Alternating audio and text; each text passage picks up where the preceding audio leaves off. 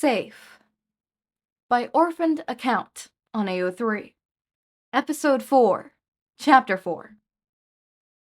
Hitoshi woke with a start. His breathing was ragged and harsh, but fairly quiet.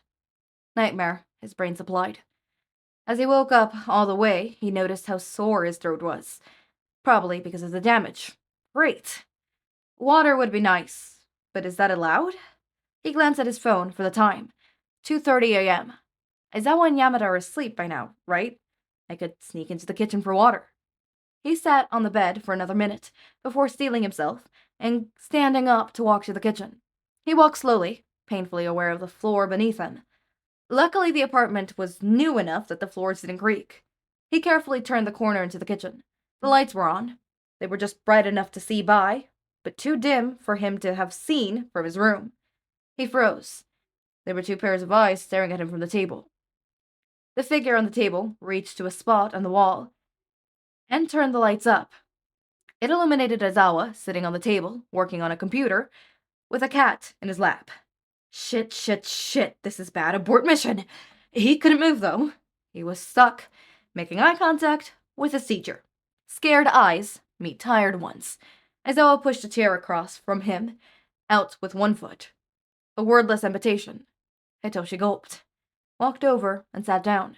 He stared at the table, not wanting to make eye contact with Aizawa again. Shit. Is he gonna ask me why I'm here? I didn't think I could talk without getting water first. Will he think it's rude if I stand up to get water from the tap? Is that even allowed? He blinked as a cup of water appeared in his vision. Jeez. I can almost hear you thinking, kid. Aizawa turned away from Hitoshi and started filling up kettle. Tea or coffee? Aizawa asked. He snapped his head up from the table to look at the man. He tilted his head, a silent question. His mentor looked him up and down. A small smirk appeared on his face as he turned away. If you want me to answer a question, you're going to have to actually ask it first, he said. Hitoshi busied himself with his glass of water. It tasted great. Something about the late hour paired with his burning throat made the water taste like straight ambrosia. He all but chugged the glass, setting it down when he was done. He looked up to see Aizawa leaning against the counter, staring at him. You didn't answer my question. Hitoshi cleared his throat. It sounded as bad as it felt. They both winced at the noise. Coffee, Hitoshi said. Sure, kid. He pulled out and poured over and started measuring coffee grounds. Aizawa cleared his throat, a cleaner, less mangled sound. So, I'm sure you have questions about all this? Want to share with the class? If he could have, he would have just shaken his head no. But Aizawa was turned away. He probably did that on purpose, or something. Speaking stung his throat. But it wasn't unbearable. I can't. Oh, why not? I just can't. Bullshit. What? The curse took him off guard, and the question slipped out. He clasped a hand over his mouth again, staring at Aizawa's back.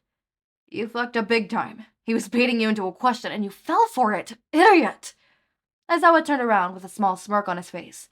It fell when he saw Hitoshi's, shoulders curled, a hand clamped over his mouth, staring at some point on his torso. He walked over calmly until he was in front of the kid. Kneeling down, he snapped his fingers twice to get Hitoshi's attention. When his eyes snapped back into focus, Aizawa spoke softly. Hey, you're not in trouble. No response. His eyes were still alert, though. Small steps. Shinsou, you're not in trouble. I wanted you to ask a question. Hitoshi made eye contact, looking for any sign Aizawa might be lying. He couldn't find anything. Slowly, he dropped his hand, still making eye contact. Hitoshi, can you talk to me, kid? His voice was weak, but he managed to get the words out. I'm sorry, Sensei, he said. Don't apologize, kid. This one's on me. He paused. And I'm home. Call me Aizawa, or even Shouta if you want. Hitoshi sat for a second. He had a question. Many questions, actually. He said it was okay to ask. Should I, though? He's not the type to lie about this sort of thing. Hitoshi carefully asked a question. Why do you think it's your fault? Aizawa gave a small smile. He seemed a little pleased with himself. His expression was back to neutral before he spoke again. I shouldn't have pushed like that. It wasn't fair to you. I want you to become more comfortable asking questions, but I don't want you to feel like you have to ask them. Hitoshi nodded and looked down at his hands. Aizawa stood and walked over to the counter again. He brought back 2 mugs of coffee, handing one to Hitoshi. Don't tell Hizashi I let you have coffee this late. He took a seat across from him and pulled his computer up again. The coffee looked black, the way he normally drank it. Nice. He picked up his mug and took a sip. This is not black coffee. Did he put honey in this? The fuck? Who does that? He changed the question. Aizawa did just tell him that it was fine. Honey? Mm-hmm. He chanced another one. Why? I thought it would help your throat. You, don't sound too hot right now. Thanks. He paused. Aizawa. He could have sworn Aizawa hid a smile behind his coffee. Anytime, kid. That was so sweet and so cute. I loved every second of that. Oh my god, that was so cute. I don't have much to say. It was really cute. I know these chapters are sort of short, because the chapters are short, and look, I could bunch up the chapters together, but I'm not gonna do that. I'm gonna take this Hell Mercy.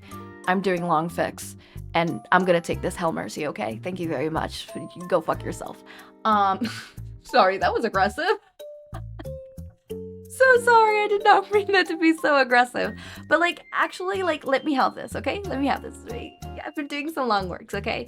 For a whole month, it was just 20 minutes, 20 minutes, 20 minutes, 15 minutes, 20 minutes, 15 minutes, 18 minutes, 19 minutes. I am sick and tired, okay?